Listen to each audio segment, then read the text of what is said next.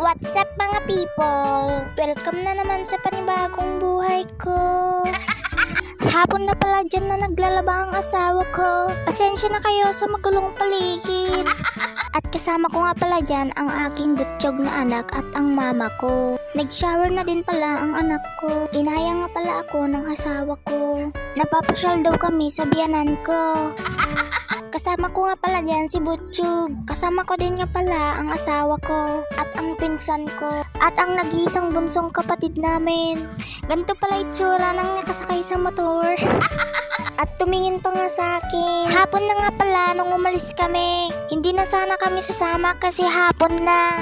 Wala tayong magagawa kasi pinilit ako ng aking asawa. Nakatulog nga pala ang anak ko. Kolong-kolong nga pala dyan ang gamit namin, guys. Magsisingle lang sana kami kaso sumama yung dalawa. At nang nakarating na kami